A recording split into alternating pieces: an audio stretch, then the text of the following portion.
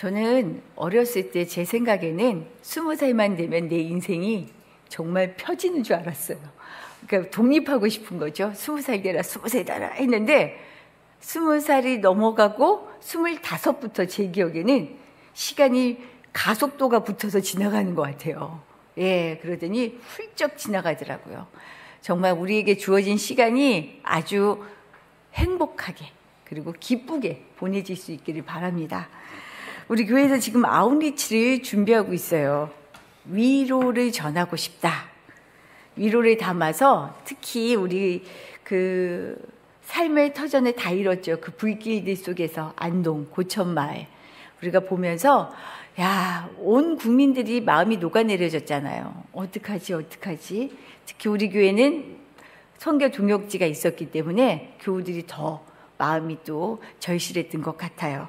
그러면서 우리가 집회 중심으로 진행되었던 청년부 수련회, 우리 젊은 집사님들, 청년들 같이 하는 수련회 그동안 집회 중심이었다면 한 발짝 이렇게 밖으로 한번 나가보면 어떨까라는 제안이 있었어요.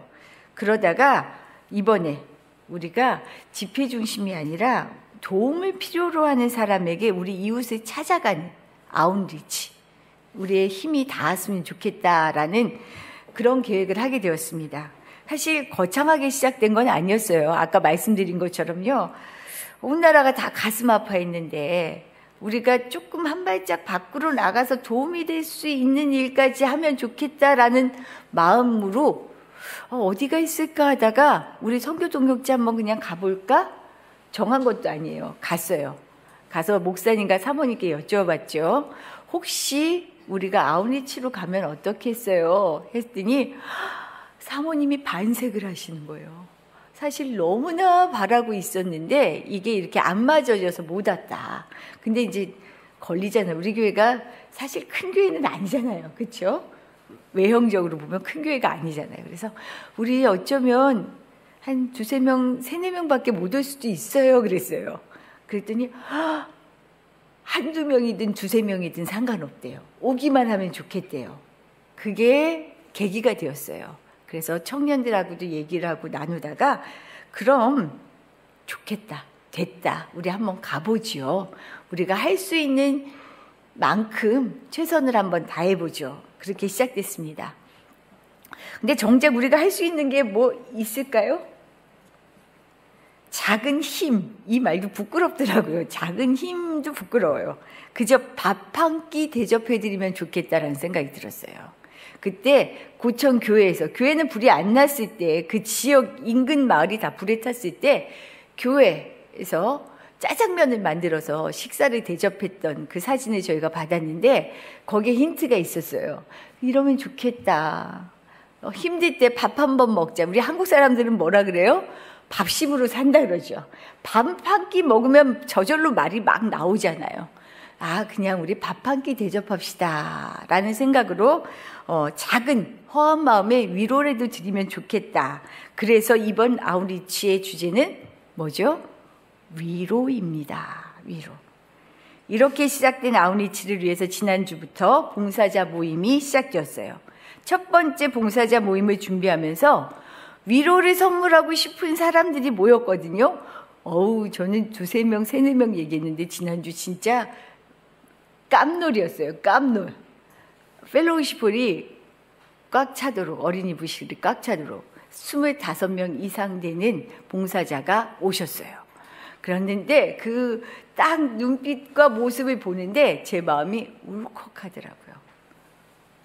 위로를 주고 싶은 마음들이 모인 거예요.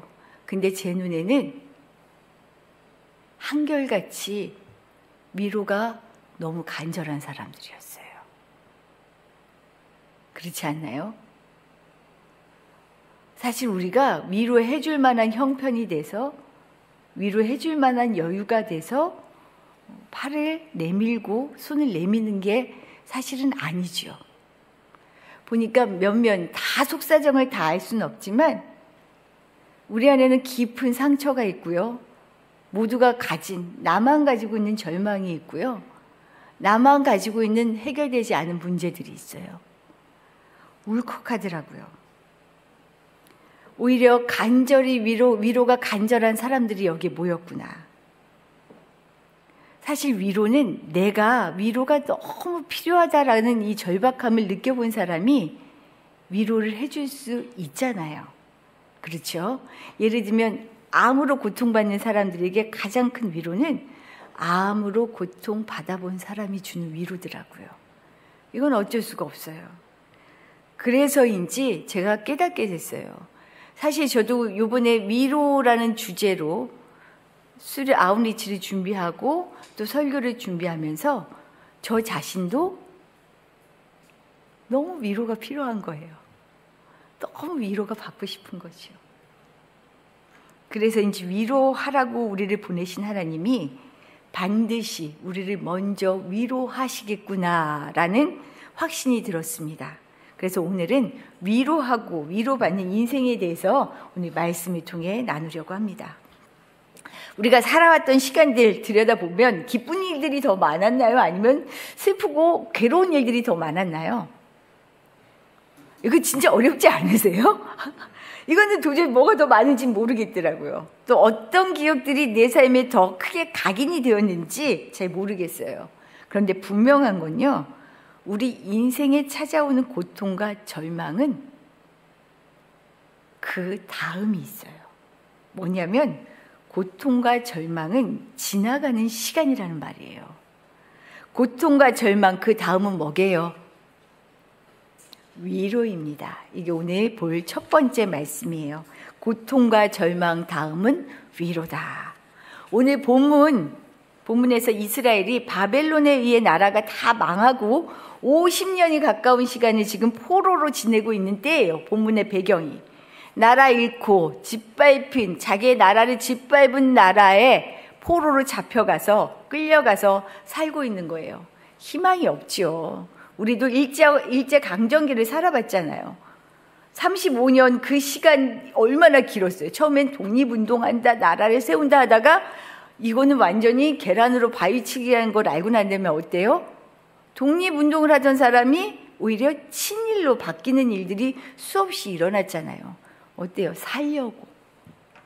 살아야겠다 싶으니까 처음에 의지도 다 꺾이는 거예요. 삶의 무게는, 삶의 환경은 그런 거죠. 나 사는 게 먼저 되는 게 사실은 보통의 일이죠. 이런 긴 터널 속에 하나님은 묵묵부답이신 것 같아요. 내 백성이다, 내 백성이다, 그렇게 사랑한다 하셔놓고는요, 나라를 완전히 무너뜨리시더니 모른 척 하시는 하나님, 쌩까는 거죠. 이런 마음 속에, 이런 무관심 속에 완전 절망, 이제는 아마 다시 돌아갈 거다, 나라가 회복될 거다, 이런 생각 별로 없었을 것 같아요. 그런 기대도. 그런데 완전한 절망 앞에서 오늘 본문을 보면 하나님이 위로를 선포하십니다. 1절 말씀이에요. 우리 같이 읽어볼까요? 너희 하나님이 이르시되 너희는 위로하라, 내 백성을 위로하라. 포로된 자에게는 무엇이 위로일까요? 자유죠. 자유를 주면 위로죠. 가난한 자에게는 부유함을 주면 되고요. 아픈 자에게는 건강이 필요해요. 길 잃은 사람은 길을 찾는 것, 이것이 위로입니다. 그런데 지금 하나님이 당신을 향해, 사실은 이스라엘 백성들이 왜 나라가 망했어요? 앞에 사실 이사야서가 지금 40장부터는 위로지만 앞에 39장까지는요 철저한 심판이었어요. 니네 죄가 이래, 너네 안 돌아올래 해도 안 돌아오니까 어떻게 해요? 심판을 명하셨어요. 그래서 망한 거예요. 그리고 50년 동안 포로 생활한 거거든요. 굳어진 불순종 때문에 심판이라는 초유의 사태를 맞았던 이스라엘을 향해서 갑자기 이제 하나님이요, 심판 끝, 이제 구원 시작이야 라고 오늘 말씀하시는 거예요. 2절에서 그 말씀을 지금 전하고 계세요. 너희는 예루살렘의 마음에 닿도록 말하며 그것에게 외치라. 같이 읽을까요? 그 노역의 때가 끝났고 그 죄악이 사함을 받았느니라. 끝났대요. 이제 포로 끝, 너희에게 이제 있을 것은 구원이야 라고 지금 말씀하셔요. 그럼 볼까요? 죄 때문에 심판받았죠. 불순종 때문에 심판받았어요. 심판을 끝내고 구원을 맞을 만큼 그럼 이스라엘이 지금 진짜로 확 바뀌었을까? 뭔가 달라졌을까? 그렇지 않아요. 오히려 이사야 30장부터 계속 위로 회복을 얘기하시는데 하나님의 이 말씀을 이스라엘 백성들은요 못 믿어요. 실감이 안 나는 거죠. 지금 내 통장에 잔고가 100원이야. 근데 다음날 집세 1,000원을 내야 돼요. 아무 데도 나올 데가 없어요. 그런데 너 내일 통장에 1,000원이 들어올 거야. 안 믿어줘요. 이게 어떻게? 뭘로? 도저히 믿어지면 좋겠긴 하는데 안 믿어지는 거죠. 그래서 계속해서 이스라엘에게 구원을 얘기하지만 백성들은 이렇습니다. 42장, 이사야 42장 18절 말씀이에요. 너희 못 듣는 자들아 들으라. 너희 맹인들아 밝히 보라. 좀 들어, 내 말 좀. 좀 눈 좀 떠봐. 그래서 43장 8절에서 뭐라고 얘기해요? 같이 읽죠. 눈이 있어도 보지 못하고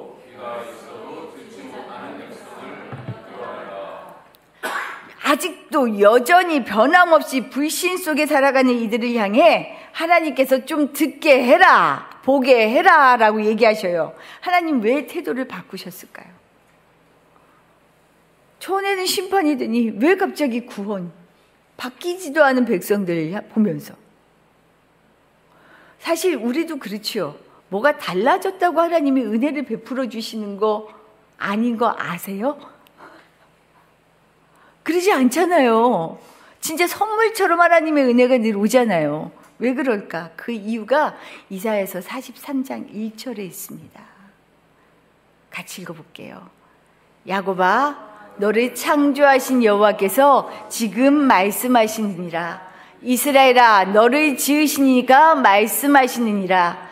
너는 두려워하지 말라. 내가 너를 구속하였고 내가 너를 지명하여 불렀나니 너는 내 것이라. 하나님은 당신을 향해서 뭐라고 얘기해요? 너를 창조하니다. 너를 지은 사람이다. 지은이다. 당신이 창조주라고 말씀하셔요. 그래서 이제 너는 내 것이다 라고 얘기해요. 이스라엘의 소속을 분명하게 짚으시는 거예요. 창조주 하나님에게 속한 그의 백성은 끊어질래야 끊어질 수가 없어요. 하나님에게 속한 우리, 구원받은 우리 자녀들은요, 하나님과 끊어질래야 끊어질 수가 없어요. 그래서 하나님은 당신의 백성을 지으시고 그걸로 끝하지 않으셔요. 자기 백성을 살리고 세우는 것, 구원을 이루시는 것, 그래서 그들에게 위로를 선포하는 것이 하나님의 목적이에요. 자식이 말썽을 피우면 그걸로 끝 되나요? 물론 심정은 끝하고 싶을 때 많아요. 나도 모르게 팔이 아들쪽으로 가는데 진짜로 말썽을 피우고 아니다 싶으면 진짜 끝하고 싶은 생각이 들지요. 사람 마음이. 근데 절대 부모 자식 간은 끝이 안 돼요. 아시잖아요. 애가 타는 건 누구예요? 부모예요. 자식이 안 타요. 정말로 그래요. 저도 예전에 그랬던 것 같아요. 저는 가끔 그래요. 자식들 때문에 속상하면 저희 어머니가 송씨였거든요. 내가 우리 송여사를 너무 괴롭혔지. 우리 송여사 마음 너무 아프게 했지. 그런 마음이 드는 거죠. 자식은 부모의 마음을 알 수 없지요. 하나님이 그러신 것 같아요. 별의별 수를 다 쓰시죠. 돌이키게 하려고. 심판을 하기까지 하나님의 마음. 자기 아들을 십자가에 몰기까지의 하나님의 마음. 목적은 하나였어요. 내 백성을 살리자. 내 자식을 사람 만들자. 그래서 심판으로 혼내시지만 심판이 끝이 아니라는 거예요. 분명히 하나님의 목적은 구원에 이르게 하는 것입니다. 구원을 이루기 위해서 당신이 지명하여 불러낸 자녀들을 살리고 회복시키는 것, 이 목적을 위해서 당근과 채찍을 들어가면서 잡았다가 끌기도 하는 지혜를, 또 정신 번쩍 뜨도록 훈계를 주시다가도요, 한 번도 경험하지 못했던, 세상에서는 한 번도 누려보지 못했던 포옹을 우리 하나님은 해주시는 그런 분이에요. 중요한 건 뭐예요? 하나님은 우리를 철저하게 끝까지 당신의 손에 붙잡고 계신다는 거죠. 지금 하나님은요, 이스라엘에게 말씀하시는 거예요. 전폭적인 지지해 주겠다. 너희를 받아주겠다. 너희는 지금 위로가 필요한 때다. 이제 회복의 때다. 그래서 말씀하시죠. 너희는 위로하라. 위로하라. 내 백성을 위로하라. 너무 고통스러우세요? 너무 풀리지 않는 문제가 있으세요? 정말 죽을 것 같으세요? 그렇다면 하나님은 여기에 우리를 가두어 두지 않습니다. 그 다음이 있어요. 그게 뭐라고요? 위로입니다. 나의 생각, 현실 상관없어요. 하나님이 말씀하시면 그런 거예요. 하나님의 때, 이 때가 어떤 때인 줄 아세요? 우리에게 가장 적절한 때. 이걸 믿는 것이 믿음이고요. 이런 믿음이 있으세요? 없는 거예요? 제가 지난주부터 봉사자 훈련 때 말하기 시작했어요. 아멘 하세요. 저 무턱대고 아멘 하는 걸 참 저도 굉장히 안 좋아했어요. 근데 아멘 하셔야 돼요. 내 삶을 바꾸기 위한 시작은, 내 안에서 하나님의 역사가 일어나기 위한 시작은 나의 응답으로 시작합니다. 그래서 아멘 하시라는 거예요. 하나님은 우리에게 가장 적절한 때를 따라서, 때로는 절망 앞에 우리가 죽을 것 같은데 죽게 내버려 두지 않으세요. 그 다음을 준비하고 계셔요. 위로가 있습니다. 이 위로를 믿으시기 바랍니다. 그거지요. 밀려오는 고통과 절망 앞에서 손을 쓸 수 없을 때가 많지만 가장 위태한 순간, 이때가 우리 너무 자포자기하고 그냥 무너져 내릴 때가 너무 많지만 이 순간 하늘 아버지를 보세요. 내 눈에 안 보이는 하나님의 손과 계획, 손을 보는 겁니다. 그래서 뭐라 그래요? 믿음은 바라는 것들의 실상이요, 보이지 않는 것의 증거가 된다. 보는 거 믿는 거 다 해요. 보이는 거 누가 못 믿어요? 다 믿지. 우리 인생은 믿음으로 견뎌야 하는 시간들이 너무나 많아요. 내 힘으로 견뎌지지 않는 일들이 너무 많아요. 내 힘으로 견뎌지지 않으니까 비참한 소식들이, 너무 슬픈 소식들이 뉴스를 통해 전해지고 내 이웃을 통하여 보여지잖아요. 믿음이 아니면 이길 힘이 없습니다. 근데 믿음이 어떻게 우리를 견디게 하는 줄 아세요? 이사야 41장 10절의 말씀이에요. 우리가 너무나 잘 아는데 하나님이 나에게 하시는 말씀으로 우리 같이 한번 읽어보죠. 두려워하지 말라. 내가 너와 함께함이라. 놀라지 말라. 나는 내 하나님이 됨이라. 내가 너를 굳세게 하니라. 참으로 너를 도와주리라. 참으로 의로운 오른손으로 너를 붙들리라. 아멘. 이때를 견디면 반드시 그 다음 위로를 만나요. 그런데 참 놀라운 사실이 있어요. 오늘 두 번째 말씀이에요. 위로하는 사람이 위로를 받더라고요. 희한해요. 저는 정말 놀라워요, 이게. 고통과 절망 가운데 있는 사람, 풀어야 할 문제들 앞에 있는 사람에게 위로는 절실하죠. 그런데 아이러니하게도요, 위로는 내 삶에 갇혀서 있을 때는 보이지가 않아요. 느껴지지가 않아요. 오히려 내가 밖으로 나갔을 때 찾아옵니다. 내가 힘들어도 위로하려고 할 때 오히려 위로받을 대상을 통해 내가 위로를 받아요. 우리 마태복음 5장에 나오는 팔복 기억하세요? 그런데 이 하나님의 놀라운 이 복이요, 사실은 역설이에요. 우리 다 이 복 받고 싶어 하는데 엄청난 역설이에요. 제가 몇 가지만 한번 읽어드릴게요. 심령이 가난한 자는 복이 있나니 천국이 그들의 것이며,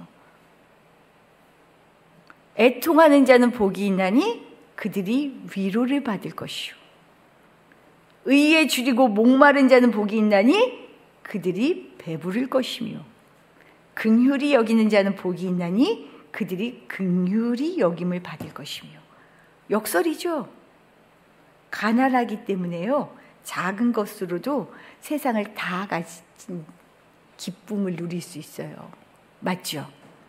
마음이 찢어지게 아파봤기 때문에요, 작은 위로, 손 하나로 토닥토닥 해주는 그 위로가 내 마음을 꽉 채울 수 있어요. 줄이고 목마른 사람은 배고픔을 알아요. 그래서 조금만 먹어도, 조금만 먹을 수 있어도 너무 감사하고 배가 부른 거예요. 긍휼히 여기는 사랑, 사랑을 품고 사는 사람은 사랑이 오면 그 사랑을 알아차려요. 인생은 역설입니다. 그래서 위로를 받기에 딱 좋은 때는 내가 위기에 처했을 때예요. 하지만 내 문제와 절망에 사로잡혀 밖을 내다보지 못하면요, 절망이라는 수렁에 빠져듭니다. 이거 잘 보시면 아마 다 경험해 보셨을 거예요. 수렁에 발이 들어가면 어떻게 돼요? 늪에 쑥쑥쑥쑥 들어간다 그러죠.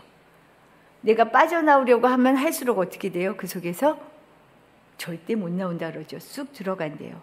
이땐 뭐가 필요해요? 밖에서 나를 건져줄 사람, 내게 밧줄을 내밀어 줄 수 있는 사람. 다른 힘이 아니고는요, 스스로 일어날 수가 없어요. 나올 수가 없어요. 수렁에 빠진 사람, 이 사람에게 오늘 말씀을 통해 하나님은 내 백성을 위로하라라고 말씀하셔요. 그 위로를 외치는 자의 역할을 오늘 3절에서 이렇게 말씀하십니다. 제가 읽어드릴게요. 외치는 자의 소리여 이르되 너희는 광야에서 여호와의 길을 예비하라. 사막에서 우리 하나님의 대로를 평탄하게 하라. 하나님의 위로, 그 구원의 일은 사람을 통해 드러납니다. 사막에서 외치는 자, 광야에서 외치는 자를 통하여 위로가 드러나요. 풀 한 폭이 나지 않고 물 한 모금 얻기 어려운 척박한 땅에 생명을 드러낼 여호와의 길을 예비하고 평탁케 하는 일, 세례 요한이 했죠. 이 일이 우리의 몫이랍니다. 살아가는, 세상을 살아가는, 척박한 광야와 같은 세상을 살아가는 우리가 해야 하는 몫인 거예요. 위로가 필요한 사람에게 위로가자가 되어줄 사람, 하나님은 이 사람이 필요하다고 말씀하셔요. 그리고 이런 사람이 얼마나 엄청난 일을 하냐면요, 골짜기마다 도두어지며 산마다 언덕마다 낮아지며 고르지 아니한 곳이 평평해지고요, 험한 곳이 평지가 될 것이다. 세상이 살맛나게 하는, 세상이 정말 하나님의 것으로 모두가 살맛나게 하는 그 세상이 위로하는 사람을 통하여 이루어진다라고 말씀하셔요. 그래서 하나님의 마음을 아는 사람은 아픔을 당한 이들에게 어떻게 해요? 손을 내밀 수밖에 없어요. 내밀어야 해요. 그런데 여기에 더 놀라운 것은요, 나는 맨날 섬기기만 해? 나는 맨날 이렇게 손만 내밀어야 돼? 아니라는 거예요. 더 고통스러워하는 누군가의 절실함 때문에 손을 내밀었더니 하나님이 내 손을 잡아주셔서 나를 위로해 주시더라고요. 이게 위로의 비밀이에요. 상상하지도 못하고 기대하지도 못했던 위로를 베풀어 주셔요. 제가 지난주 봉사자 모임 때 잠깐 헐리우드 배우죠. 헐리우드인가? 예, 배우 안젤리나 졸리에 대해서 이야기한 적이 있어요. 짧게 이야기했는데 제가 우연찮게 정말 짧은 영상을 한번 봤는데 그건 찾아내도 지금은 못 찾겠더라고요. 이 배우가 아주 고통스러운 유년기와 젊은 시절을 보냈어요. 아기 때 영화배우였던 아버지와 엄마가 이혼하고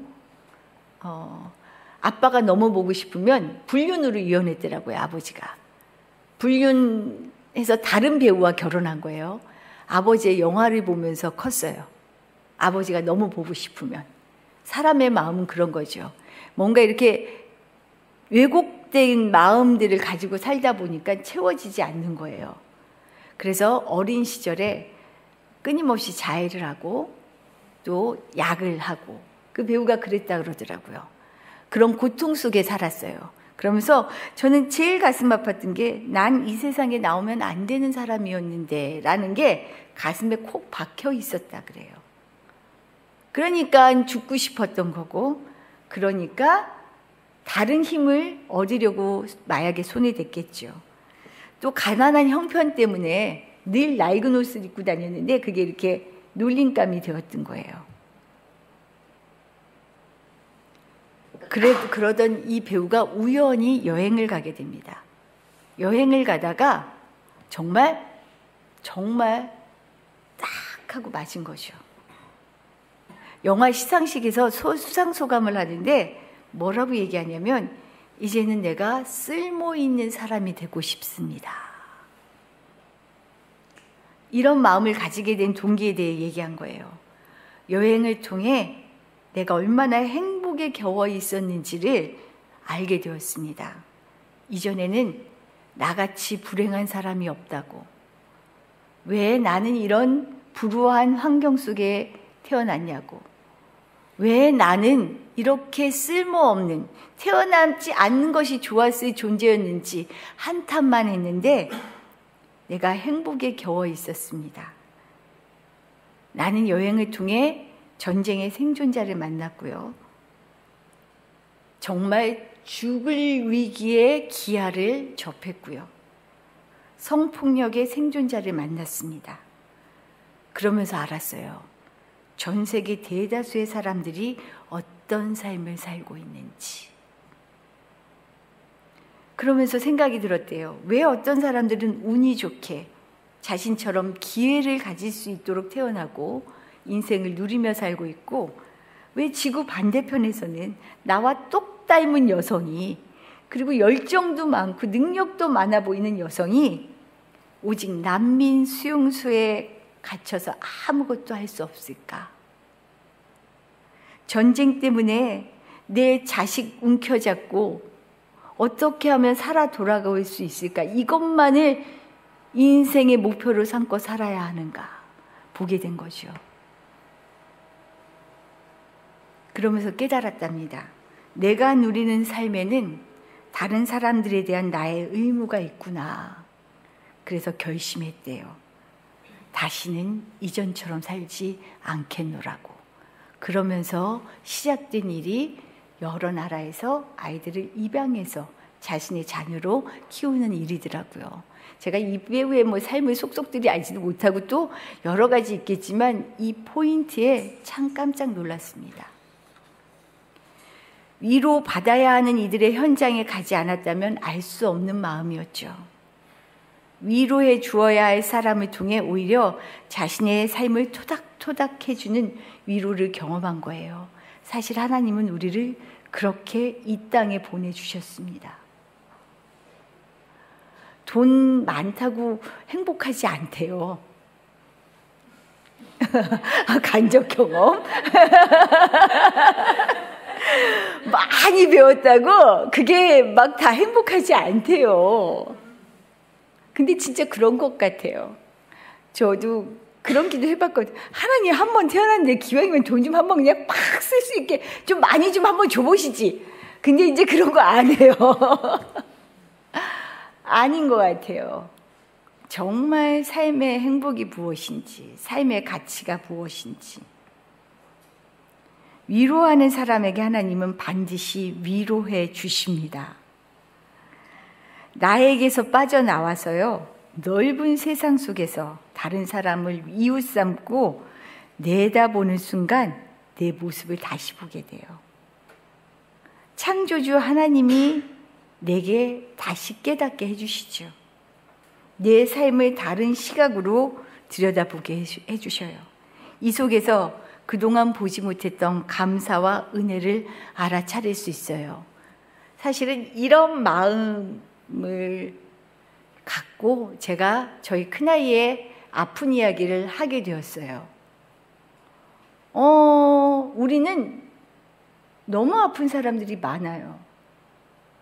몸만이 아니라 정말 절절하게 마음이 아파 황폐해져서 지금 스스로 차라리 죽었으면 좋겠다, 내가 왜 태어났지 않은 우리 자녀들이 너무 많아요. 어떡하죠? 어떻게 해야 되죠? 이들에게 어떻게 위로의 하나님을 보여줄 수 있죠?